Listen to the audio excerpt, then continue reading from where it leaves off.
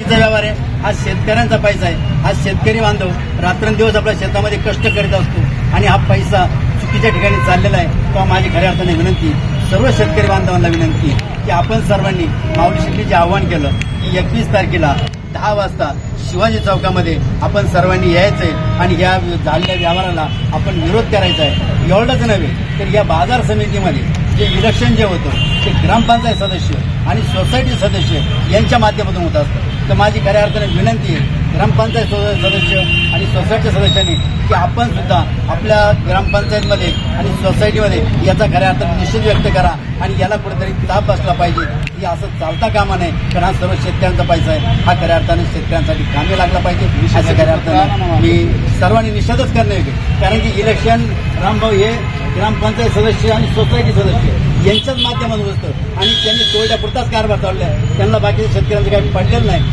जो तरकारी करतो तो कुठला दुसऱ्या गावावरून काही माल घेऊन येतो, काही दुसऱ्या तालुक्यातले असतात, त्यांचं काही पडलेलं नाही. त्यांनी फक्त ग्रामपंचायत सदस्य आणि सोसायटी सदस्य वेळेला फक्त हाताशी धरायचे. हा आमचा चांगला अनुभव आहे. कारण बऱ्याच ठिकाणी मी ग्रामपंचायतमध्ये गेलो, सोसायटीमध्ये गेलो तर हा मला पाहायला मिळते. तेव्हा माझी विनंती आहे सर्वांना की आपण कुठेतरी याला विरोध केला पाहिजे आणि हा चाललेला हा भ्रष्टाचार कुठेतरी थांबला पाहिजे. आणि आम्ही सर्वजण, मी झालं, माऊली शेठ झाले, संतोष झालं, आता प्रियंकाताई पण आल्या होत्या.